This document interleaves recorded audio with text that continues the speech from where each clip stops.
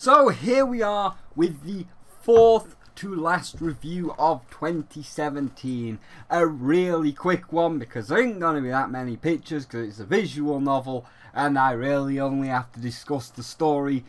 And yeah, let's get into it. I was going to spoil something then, but we'll save that for later. So I got this one on recommendation from Burb and Alex, and it's a weird one as it's a visual novel with caveats that both heighten and detriment the game. You see, I got this on the premise of a twist, and it's free, so why not? Now, the page tags psychological horror, and starting the game we are given several warnings warning me to agree, saying that if you are weak-willed or have depression or anxiety, don't play it as it has fucked up elements. Ooh, this sounds interesting, like a Hellblade Senua's Sacrifice thing where we're going to deal with psychosis and play as someone that actually has psychosis to allow us to feel the effects of psychosis. So now if you are somewhat interested in the game, I would recommend playing it, as this is going to be a super spoiler filled review and I'm not cutting anything out as I don't feel like it's worth it for the payoff. Keep that in mind coming in, and that's your spoiler warning. So let's get into Doki Doki Doki Doki Literature Club. So the story is that we are male. Keep that in mind, it's important later, even if you are a girl. But we are male, and we have been going to school with our friend Soy Sauce. I know that's not her name, but if you watched my full stream, you'll understand why I called them that name and the other names that I do. However, the stream has been lost to the vestibules of time due to Twitch apparently acting up that day, so thanks, Twitch. And that's why there is a little gameplay, because the footage has been lost. But we have been going to school with Soy Sauce for years and we are a bit lazy, and so this year Soy Sauce wants us to join in a half-term summer club and plans out a coup to get us to join the aforementioned literature club by having one of her classmates bake a cake to lure me in and another make tea to lure me in even further. I mean, she knows what I like, so go on, we will join the aforementioned literature club. Anyway, this is where it all starts to fall apart, as the game is focused around a 3-day event. I wonder where I've heard that before. But in these 3 days, we have to bond with everybody and be fully integrated into the club for the festival on the 4th day. Fucking bananas. Now, this is where it starts to break down due to the warnings at the beginning. We know there is a horror aspect, so here I am waiting for shit to get fucking bananas. But the bananas moment has been pretty much telegraphed. You see, across the 3 days, everyone has been saying to Soy Sauce, I hope you're okay. I hope something doesn't happen to you. I really don't want you to get hurt. With Soy Sauce herself even saying after one of the poems, I could read this till I die. Wow, very subtle foreshadowing if you spell subtle like this. So stale air is a bad omen. Man, I wonder if the girl that has been asking if she is okay and said she could read it till she dies is going to die. Spoiler, yes she is. And it is this instant where everything will lose all impact. But we'll get there. You see, throughout the run, you have to select one of the 4 girls to basically go for and get laid by. I have been going for the pink-haired girl. This is implied that she likes anime and manga. I have watched some anime. She likes baking. So do I. I mean, have you seen some of the cakes that I make for my furry meetups? Like these seaweed monster cakes for the summer beach meetup and the Spyro themed sugar mice. Good shit. And she has a bit of an ego. Well, I mean, that one should be obvious how we're related. And she is the youngest of the class, implying a pearl or pink diamond-like mindset. And seems there is no choctopus, gotta take what we can get, so let's aim to ink Pearl's splat zone. So of course I've been picking things to sway in Pearl's favour when creating a poem, which is not really creation, but you know, we'll come back to that later. I pick words Pearl would use, try to mimic Pearl's style, and when taking sides like who would I like to help with the festival activities, again, I pick Pearl, which was leading to success. Pearl has given me her number, she has invited me round her house to bake cakes, and so forth. But of course, the closer I got to Pearl, the more strange soy sauce started to act. Up until the big day, where the shocker hits, but not really, as it has been as subtly foreshadowed as what I do when I want to subtly come in public, i.e. this.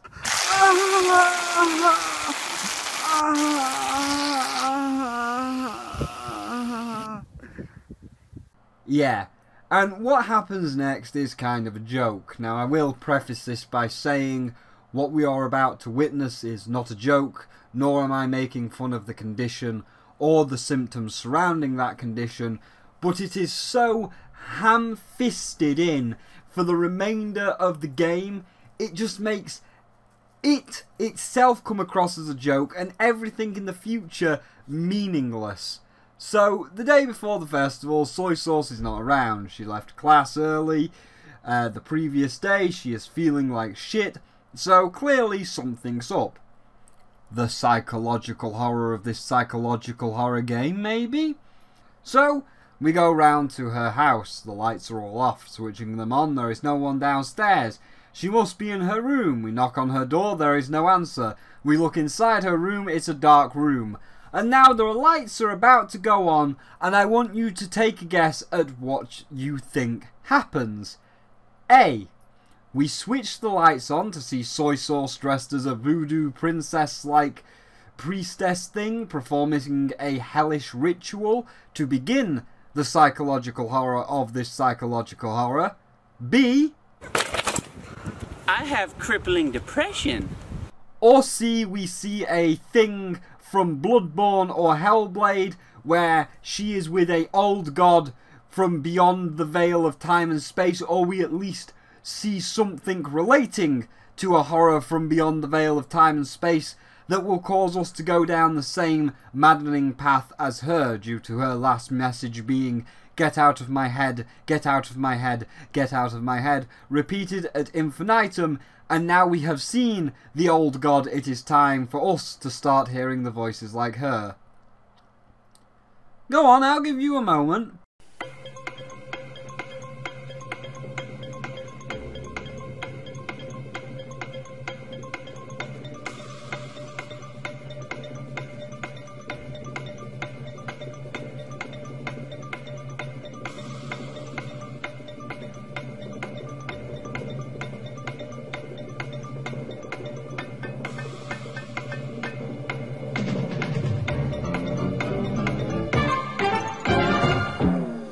Okay, time's up. The correct answer was... I have crippling depression. Yeah. Right, so the room is fully lit, and right the fuck out of nowhere, she's like, "Nah, dude, it's not like anything's up or anything," and there isn't any build-up. It's just like, something's wrong. No, it isn't. Yes, there is. No, it really isn't. Well, bitch, I ain't leaving till you tell me. Fine. I have crippling depression. Then she goes on a tirade of how everything is meaningless and how she is worthless and all that shit. And we say she's not, and I'll pick you up in an hour and I'll spend the entire festival with you, okay? Yeah, bet you can't guess what fucking happens! That's right, she kills herself. Big surprise again. All the subtlety of my third incarnation. Wow! Spyro wins again! And that's the big shock, which is now spent. Let's just put it into context. So, we are going to pick up the cakes from Pearl, and we are picking up Pearl, and it is the hour later, ready for the festival, and we're about ready for the hijinks to ensue. So first of all, as we go through the events leading up to the festival, we knock on her house. Once again, she has decided to switch off all the lights. We go inside, all the lights are off, we switch them on, there is no one downstairs. Then we go upstairs, the lights are off, we switch them on, she's clearly in a room, we open her room, the room is dark, and of course, we will now switch the lights on, and this is the result. Yeah, and that's the big shocker now spent. First of all, it was so out of place that it has been memed to shit with pictures like this, and this. Oh man, isn't that great? But this is where it all goes wrong, because obviously everything has been like, I could read this till I die. I hope I don't die. Oh, soy sauce, I don't want anything to happen to you. I hope you're gonna be okay, soy sauce. It would be a real shame if something were to happen. So it was obviously building up that she was gonna die. And then when we get to the moment, being that, obviously, if you couldn't tell by the 3 days and the festival on the 4th day, and people die. Yeah, if you couldn't guess, it was Majora's Mask. So, like Majora's Mask, if you don't stop it, you know the moon's going to come down and kill everybody on the 3rd day. If you don't stop it, you know soy sauce is gonna die on the 3rd day. That's it. That's your big shocker. It's now spent. And it would have been fine if this serious tone was not but a ruse to throw me off guard to the hijinks that would ensue. Like, oh, she killed herself because she was possessed to do so. Because she was depressed at the parasite filling her with misery and woe, and her newly deceased and fresh corpse is ready to be eaten by an even larger parasitic star god, so that the original inside of soy sauce can continue its unholy cycle of reproduction by death and ingestion. Well, of course, that's not the case. And then the character freaks out like, oh my god, she's dead for real. There's no way we could bring her back. It's not like this is a video game or anything. Telling you to mess with the files, but we'll get to that later. And yeah, it's not like you could just, oh, I don't know, copy and paste the file back into where she's fine. But anyway, all that starts the 2nd act. And with the big predictable shock spent, I was not that interested. As the day starts, but, you know, she's dead forever! And the game fucks with your save to try and say that she's dead forever by removing her character file, which you could just paste in. But anyway, because her character file has been removed, all of like the area glitches out, and it's like, we've always walked to school alone. There was never any soy sauce, and thus she has been erased from time and space. Warping through time and space, King Bowser appeared! Oh, how I fucking wish. But no. And we enter the true psychological horror part in our Groundhog Day Majora's Mask 3 days situation, where we need to join a club. Spoilers, like our previous 3 days, it's the Literature Club.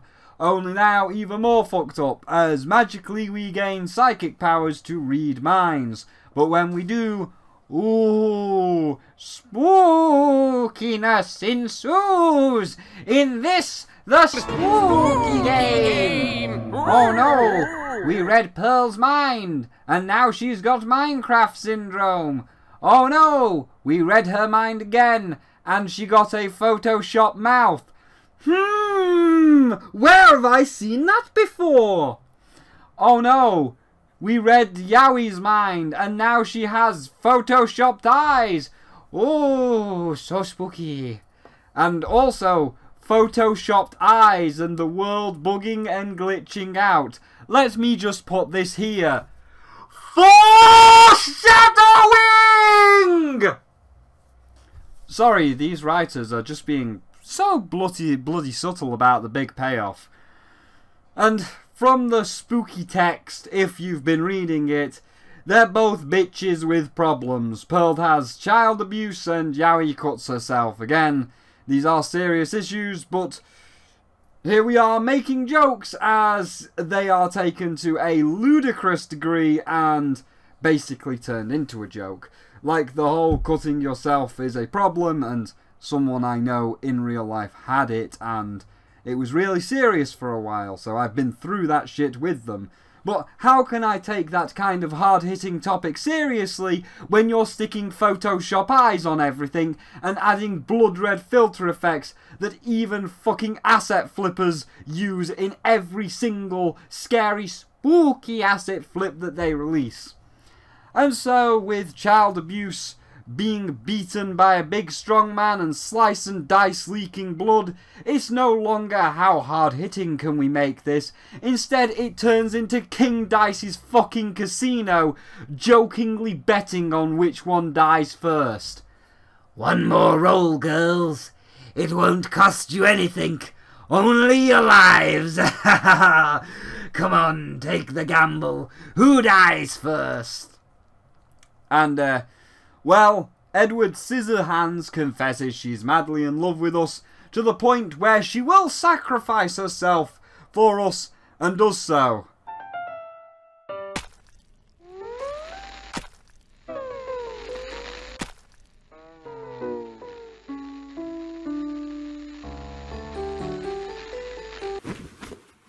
Oh no, she's dead, man. That was real psychological horror and was not the most predictable shit ever. And then it comes to the big twist, the big foreshadowing, the only thing that remained mostly quiet. But hold on a minute, before we get to that, we have to sit through 5 minutes of fucking Yowie's death.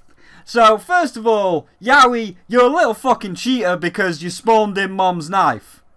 Bullshit, you don't spawn in Mom's knife until you've actually beat Delirium fairly at least once. Fuck you, Yaoi. You didn't even beat Delirium once and you're spawning in Mom's knife. But after she spawns in Mom's knife and stabs herself, we get this. And I'm going to make you sit here. I'm not going to speed this up. I'm going to make you sit here and watch the entire fucking thing.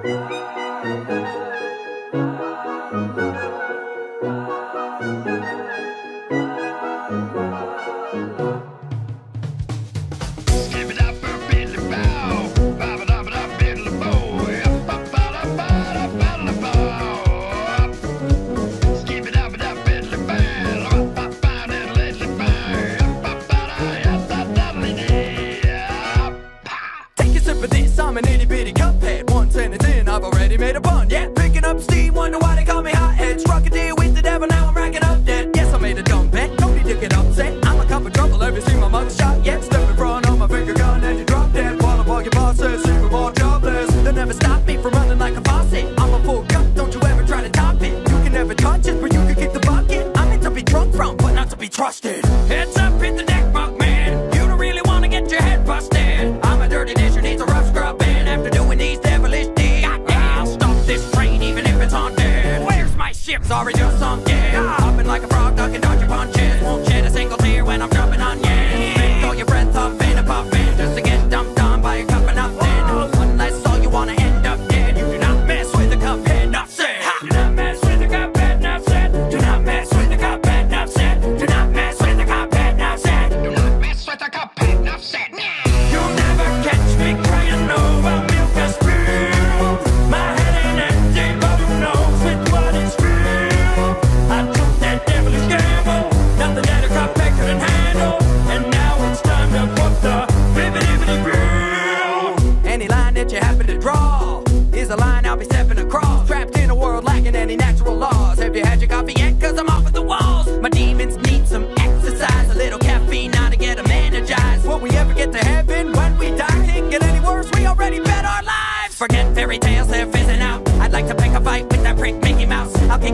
and I'll knock one dizzy out. I'll leave him with a taste of toxic in their mouth. My hand's been dealt, it's a bad draw though. I go all in when the rest all fold. Looks like I'm on the last straw, so better tell the devil to that's all, folks. Come see what we've been brewing, something to keep you moving. Must be the beat I'm booming. Hit me with that funky music. How do we keep on grooving? One could say we've been juicing, beeping, booping, loony tuning. Time for you to face some music. Yeah, 5 goddamn minutes of that shit. That was ridiculous. And I actually thought that the game was broke, and I was ready to just switch it off and give up with it. But just as it was testing my patience, big twist, big foreshadowing, the only one that remained mostly quiet and acts mostly normal was the bad guy all along. Oh man, I would have never have guessed. It's not like the calm, normal, quiet one you would never expect has ever been framed as the psychotic killer over the mentally unstable ones. Oh wait. Yes, they have. And it's made all the worse because of how she did it, which I'm sure you can guess with. She messed with the character files and the Photoshop eyes and mouths on the character and the game looking like it's crashing. All her fault. Oh jeez, Rick! I wonder who else did that! And from this point she continues to break the fourth wall, talking fourth wall breaking bollocks like, oh, are you recording this? It's not nice to do that without permission. Ha ha ha ha ha, you scanned my applications and saw OBS was active. Oh man, I've never seen that trick before where someone else scanned the applications and said how much of a dick we were. And I bet there's people like you watching right now, those that are too weak to do it. They can't do what you've did, so they're watching you do it because they're too weak. I've never seen anybody do that. Anyway, she keeps going on about how she is just not ones and zeros, and she is real, and we can love her just like a real girl, and she can be our one true waifu. She may be strict with us, but it will only benefit us and make us a better person. Yeah, sorry love. I'm already the embodiment of perfection, being the greatest dragon in gaming, but yeah, I'll make you a better person, and you never have to leave her side. I can be your alarm clock, work reminder, all that jazz. And this is totally not ripping off that one episode of Gravity Falls where the computer chick is sentient and loves Seuss and forces him to love him. Or Code Lyoko Season 1 where, although Aelita was just a computer girl, no, she was the real girl trapped in the Matrix. And oh look, she's the computer waifu of the boy. And so, the only way to escape our waifu prison is to open the core files and delete Monica's .chr file. Wow! Messing with the system files! I wonder where I've seen that before. So we delete her and she goes Fucking bananas. Yep. Only to realise her mistake, and we just wanted our own waifu simulator, so she restores the game to perfection with her removed. Ah, now we can play the game normal. Haha, no, surprise! The power has been passed on to Soy Sauce and she remembers everything. Oh no, spooky game. But no, then Malteser says, fuck this, and she breaks the game forever. And uninstalling and reinstalling does nothing. You have to go manually into your Steam app cache, hard wipe the data and completely uninstall it to have any chance of playing it again. Which moves us on to our final verdict, as there's not much more to say, as it looks okay, it reads fine like any visual novel.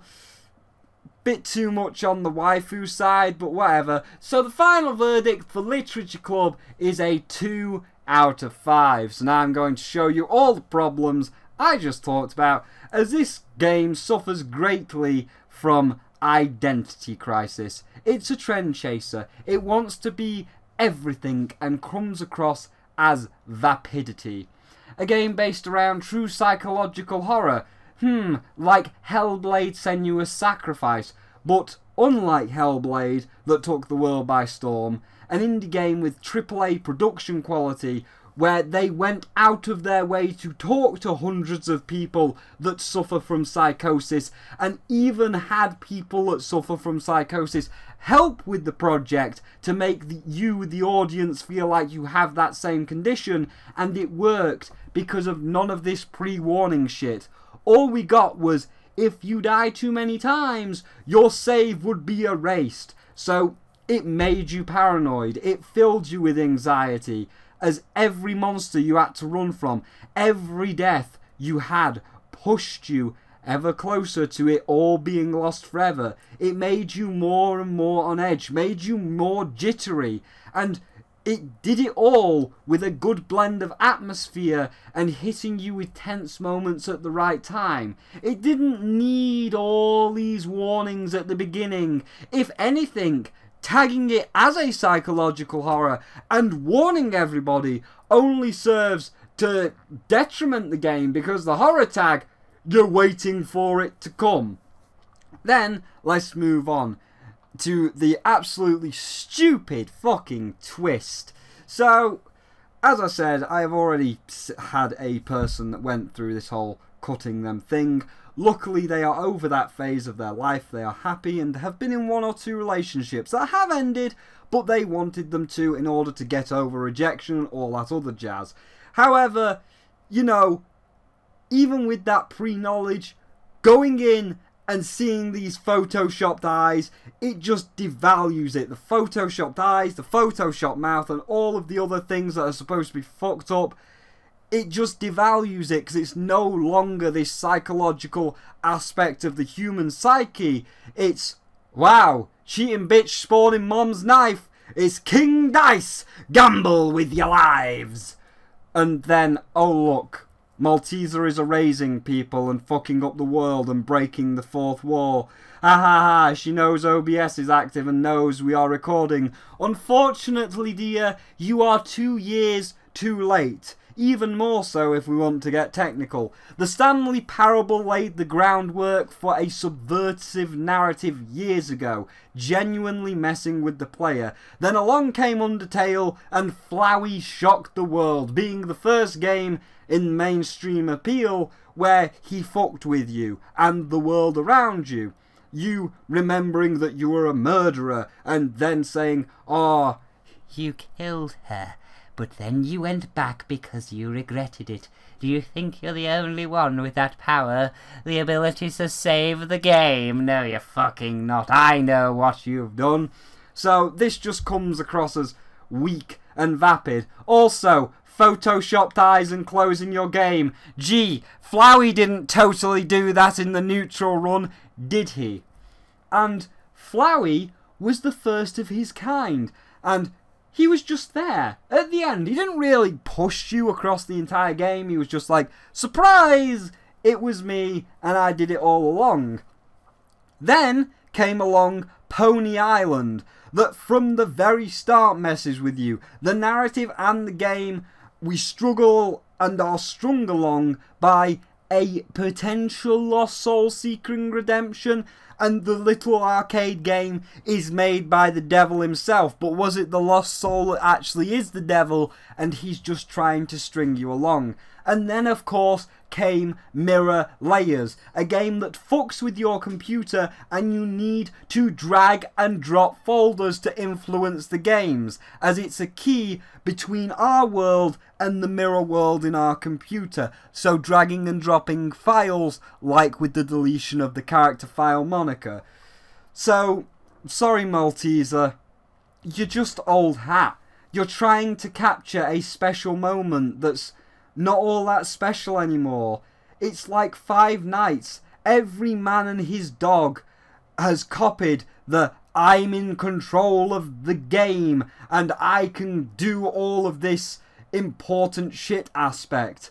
And in order for your god character to work, you need to have made relations with them and the world in which you're in. When Flowey did it, we had a motive, we had a goal, we had been on a journey through a fantastical world, spending hours with each character that was full of life and personality. So when Flowey fucks everything up, or in the true ending turns into Azrael, and Azrael fucks everything up, we want to turn the clock back to zero. We have a reason to fight. We have a drive to save the world, as we have grown attached to these characters across the hours and hours of play, with the uplifting music also playing in the background to give us that extra drive to save them all. Here, we get to spend like 3 hours in the same classroom with some crazy one-dimensional bitches. The Ditz, the Shy One, the Leader, and Pearl. Who are they? I don't know. One likes anime, one's depressed, one likes dark, mysterious shit. No one really cares. They're just crazy bitches. We don't get to know anything because the leader's already fucking with them. So I can't care when Malteser kills them because I never got attached to them to begin with. And it's all to do with the biggest failure. The moral choice means nothing. So, well, as mentioned, I was gunning for Pearl. You know, I want to end up tapping Pearl, and I don't care if Soy Sauce dies, I don't care if Yowie dies, I want Pearl.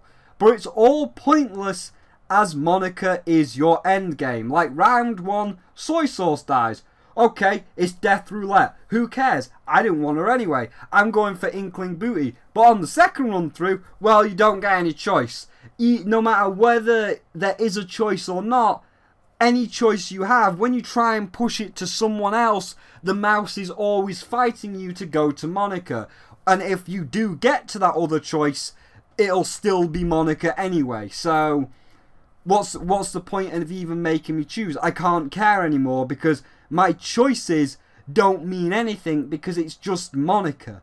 And it's like, okay, so you failed by trying to copy Majora's Mask with turning back time 3 days. You failed trying to create the god character that can break the fourth wall and fuck with the game because Flowey, the devil in Pony Island, and the Stanley Parable did it ages ago. You failed at your narrative because you didn't give me any moral choice. And you failed at a shit story because, let's face it, it's the fucking episode of Gravity Falls where the computer girl's real and she's in love with Seuss. And it is just her. No one else, Seuss. And if you try and leave me, Seuss, I will get all those animatronics, possess them, and kill you because you have to love me, Seuss. So, it was an interesting idea to try and make a visual novel a psychological horror, but all of the warnings, and then just trying to be a trend chaser, trying to capture the spirit of these games that have already done it way better, you failed.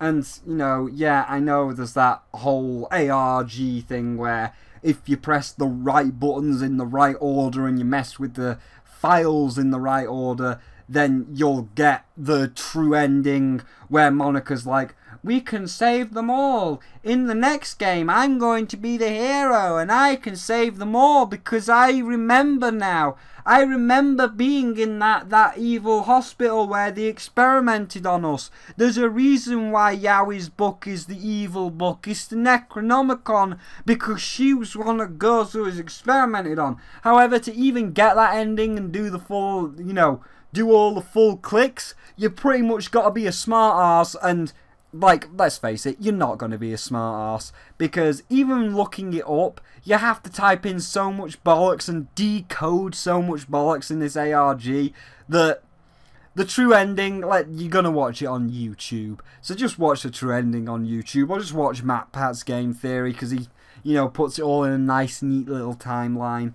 So, all in all, it was slightly interesting, but I just wanted to be a trend chaser, so don't really care about it. And as for the second game where she's going to be a hero, well, I fucking hope that it's not a visual novel because that's going to be boring as shit. And I fucking hope that you've got some better ideas than Majora's Mask, Flowey, and Gravity Falls.